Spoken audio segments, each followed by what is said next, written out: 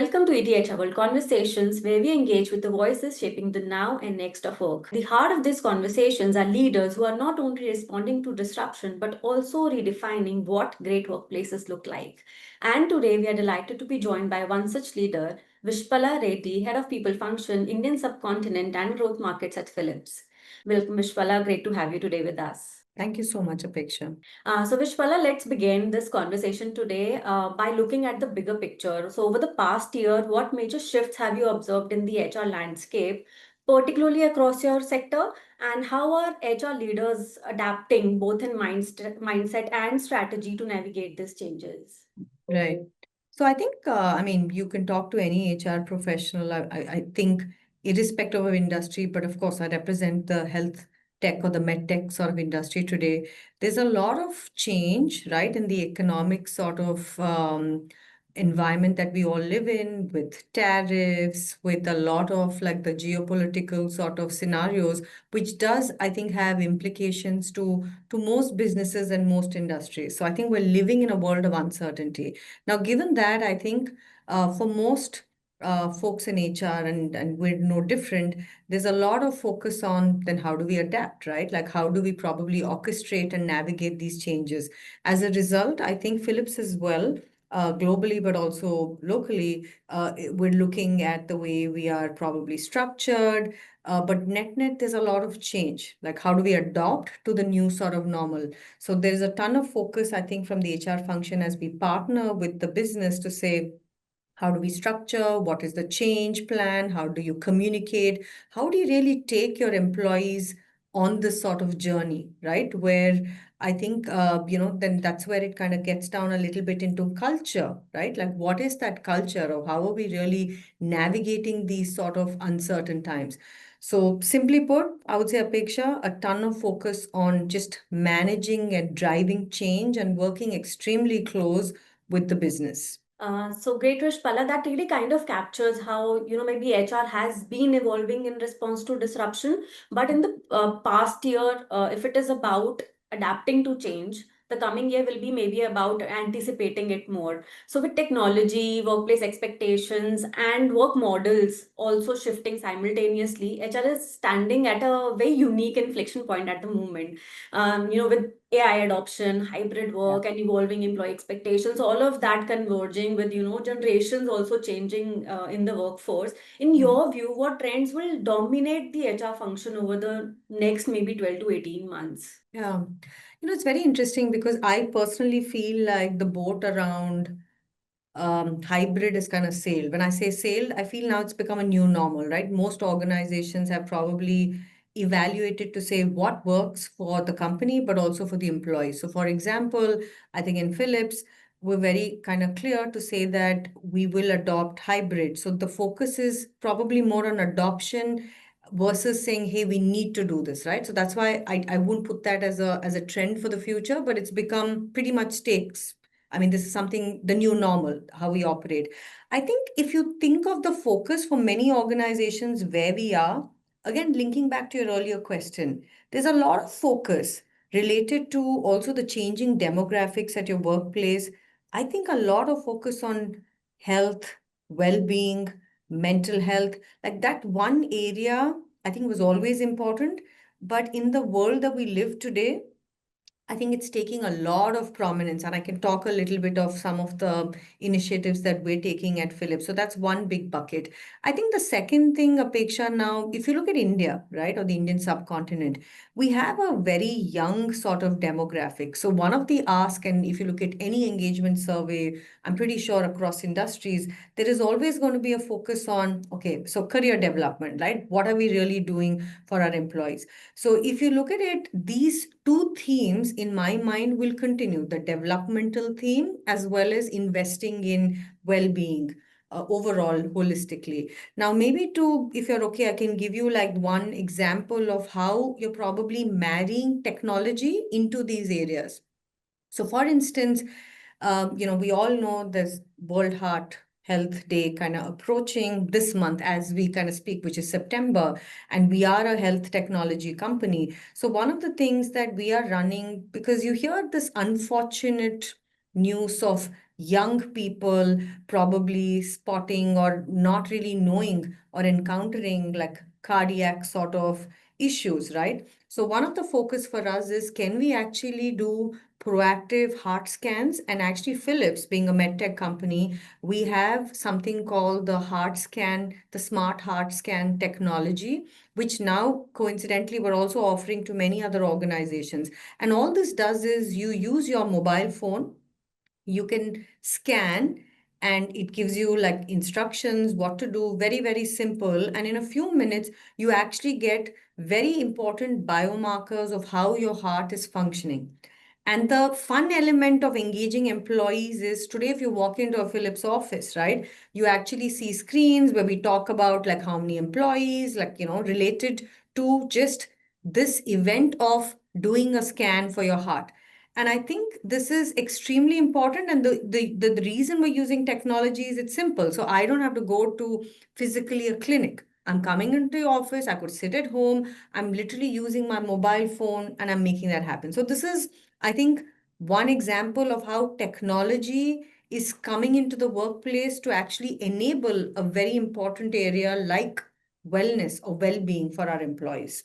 So hopefully that gives you some Right. color. Absolutely. Yes, yes, absolutely. So you know, very well touch upon the future is being shaped by both people and technology, and you shared some examples from Philip's perspective. Also, we like to deep dive into Philip's story more here. The organization itself has been deeply invested in transforming not just what you do as a business, but also how the HR function supports and enables this change. So overall, Philips is kind of have been on a bold digital transformation journey. So, it would be great if you can walk us through some key milestones here in this journey. And from an HR lens, how is technology reshaping how you actually attract, engage, and grow talent in your organization? Yeah, I mean, absolutely. Like, I think we're all like probably aiming to get more digital, and the world of AI and Gen AI is here, right? I mean, this is something that we can't avoid. So, if you look at the industry, and let me talk about the healthcare industry now, as a customer, as a patient, right, as a consumer,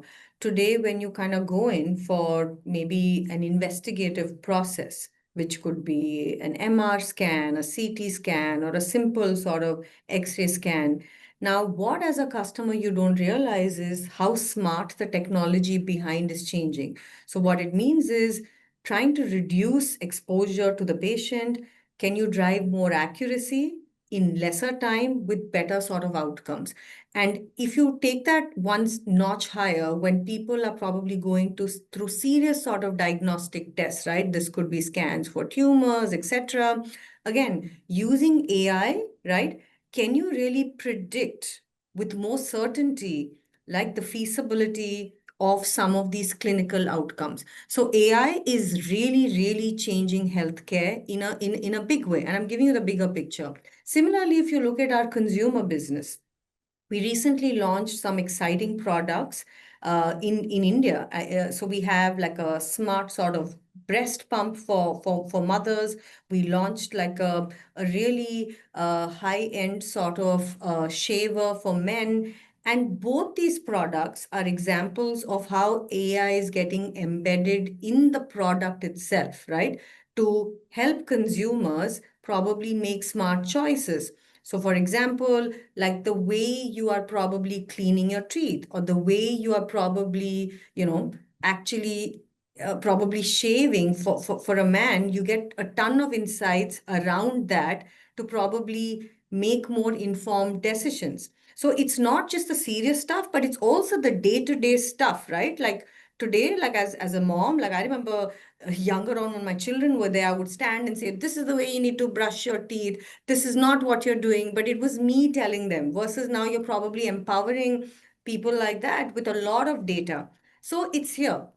So that's what Philips is trying to do. Now, to do that, then you kind of look at the ecosystem of it gets into, I would say, skill sets and capabilities across the organization. And then it also gets into what we as a function can contribute. So again, let me give you maybe some examples. Now, we all know that diversity and inclusion is a big focus area for most organizations, and Philips, it's extremely important. Now, one such initiative that we globally have is we have this community which is called Be the Change. Now, this community is like any other employee resource group. It's self-run through volunteers. But what is the focus? The focus of this group is a little bit to say, how do you really be part of this change ecosystem and drive things that are important for employees and for the organization? And the reason I'm sharing this example is, so for example, if you look at it, we have one initiative which is called Pixel, which is about how do you drive AI as a capability across our employees. So this is something that it's not just Philips led, but it's really employee led, right? And these are employees who are probably working on some of these products, who are actually going out there and saying, okay, this is what it means. So for a lay person who doesn't know AI, you're trying to kind of build probably capability. That's one example. Second, we've experimented Apeksha. I think even in India, I can give you some examples of how AI has come into the HR function. So today we all know like benefits, right? You talk to any employee, they'll be like, oh my God, there's so many policies. How do I navigate it? Of course, we're trying to streamline how you show it on your intranet page. But now we've launched a chatbot, and the chatbot is focused on answering your questions related to anything in the benefit space. So it could be, how do you enroll? Where do I find the policy? Here is an exception. So you don't really need to go find an HR person or find the relevant person to give you some information. A third example could be around engagement, right? Like we've experimented in the past where we've actually used some AI driven, chatbot driven tools. We of course have a traditional sort of surveys where which is more the deep dives, but these are more about what's the sentiment, right?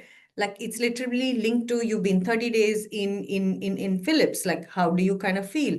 So I think like realistically there is more and more technology that's flowing into HR. But again, as an HR person, can we do more? 100% we can do more. I think it came on, like if you think of learning, again, a classic example, there are tons of learning platforms, and Philips is no different, where it's curated to your profile. So this is Apeksha's skill set, Apeksha's number of years of experience, Apeksha's aspirations, right? It's just an example.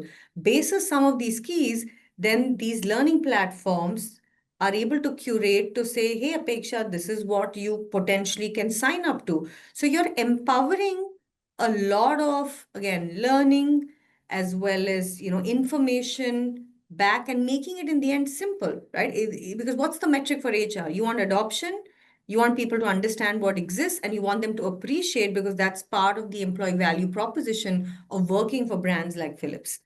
Hopefully, it gives you some color. Absolutely, Vishpala. So, those were kind of some great examples of transformation in action and also maybe empowerment in action. But it naturally raises the next question beyond the milestones already achieved. So, where do you go from here now? For an HR function today, the bets are placed. Today will define the talent and culture of tomorrow. So, looking ahead, maybe what are some big strategic priorities of HR at Philips India? Yeah, so I think two things maybe I'd love to share a bit more, right? Again, we're on our own transformation sort of roadmap as a company. And one of the things that we have redone in the last, I would say, 12, 18 months is just our culture statement, right? And I think what's different is we've simplified it, and all we say is that at Philips, it's about delivering impact with care together, right? That's it. And you're delivering this impact. The word impact is super important to the CEO, to all leaders, to our employees, because it is impact to actually people, to patients, to the planet, right? Like all three sort of constituents are equal. So it's not like, oh, just for your customers or just for, our employees or just for the planet. It's together. But I think what's different and interesting, I think, Apeksha, is that it's a frame, right? And I think Roy, who's our CEO, global CEO, talks a little bit about it's freedom within a frame. So we have defined, here is the culture. We've defined some of the cornerstones of our culture. It could be execution and performance. It could be collaboration. It's patient safety quality. So we've defined this. But we do not mandate it to say Vishpala needs to do A, B, C, D, E. So we haven't really gone down and said it's these five behaviors or these five instances. So again, I think it's a different way of approaching how you want to build culture. There's more empowerment, there's more experimentation, and it's more left to every employee, every team. I think there's a guide which says, okay, here are some questions for you to think about. Are you doing this right? So it could be around, have you prioritized this impact for patient, people, planet over maybe an internal distraction? Or have you really collaborated or helped this sort of inclusion versus saying, hey, I'm not speaking up, or I'm not probably challenging our internal teams. So we have a lot of guides, but it's kind of left a little bit to employees and managers, which I think is beautiful because it's this new world of let's experiment, right? And let's do this together. Let's shape our culture. So I think that's a good example. I think the second thing that maybe I'd like to share, because we are talking about the people function here, Philips is also probably looking to say, we know that the strongest link to drive employee engagement is managers, right? It's your people managers. So, one of the things that I think we're trying to do is, how do we build this capability for our managers to build high performing teams? So, it's not just about training, but how does the people function support the managers? So, one of the things that we have in our new sort of operating model for the people function is, we have a role that we've created called the people leader partner, who's like a coach. Every manager in Philips ecosystem is tagged to this people leader partner. Now, the people leader partner is a resource available to the managers to say anything strategic, anything that they want to do with their teams, right? Which could be something around performance, something around organization, something around capability. There is someone that will assist them. And in the traditional models, like we all know, usually this sort of support was skewed only to senior leaders. And this is something I think we're completely democratizing and saying every manager is responsible for building their team. So here is like the coach that's available in the people function who can guide you. So they will not become your execution arm. So again, don't get me wrong. We don't want the people function to take on the transactional activities of managers, but you have a resource that is dedicated. So it's something we're trying. And I think so far we've obviously received good feedback. So maybe these are two examples. Sure, Vishpala. So it's kind of very inspiring to, get all these insights from you here. But, strategy may be one side of the story, the other is leadership. Yeah. And your own journey across industries and geographies offer very powerful lessons for the next generation of HR leaders. So for emerging HR professionals, maybe who must be watching this today, what Yeah. advice would you offer them, and what mindset do you believe will define the next generation of HR leadership? Yeah. Firstly, thank you for your kind words. Sometimes, as they say, when you look at the rear view, you feel like you've traversed a long road path. And I think I'm sitting at that juncture today. In fact, I don't know, someone was asking me this earlier, was HR by choice or by design, right? And honestly, it was a little bit of both. And firstly, I love what I do, right? So I think my first thing is that if there's a HR professional or a young professional, they should really like what they're doing. The second piece is that the function is changing. I think that's something for everyone to probably acknowledge, because if you don't jump on this the boat of change, you probably will be left behind. So I think the function is focused on outcomes. I always say that. I said this probably 10 years ago, and now it's just becoming more and more and more vivid, right? It's a function that drives change. So for young HR professionals, if they realize the value and the impact that they can contribute, if they can raise that bar with their own sort of stakeholders, right? Sometimes it takes courage to say, hey, maybe I shouldn't be spending my time doing stuff that's not so important for our employees. So it's also probably saying no to things that don't matter, but starting to do things that actually matter. So that whole sort of judgment. But in the end, I would say the biggest thing is you have to measure what you're doing as a function, because sometimes in HR we believe like, hey, we're helping people, people should like us. And the famous thing, which I think at one point of time was super acceptable, oh, you're the HR person, you should be around the cooler or go to the cafeteria, just say hi, talk to employees. Yeah, I mean, that's good. But that's not the only thing I think the function needs to deliver. So remember, you represent a function equal to every other function, a strategic sort of function. So please measure your output, the impact to your stakeholders in the business. And I think the second thing, maybe which is more on a personal lens, is I think it's always good to experiment, right? There's no right or wrong, especially younger on.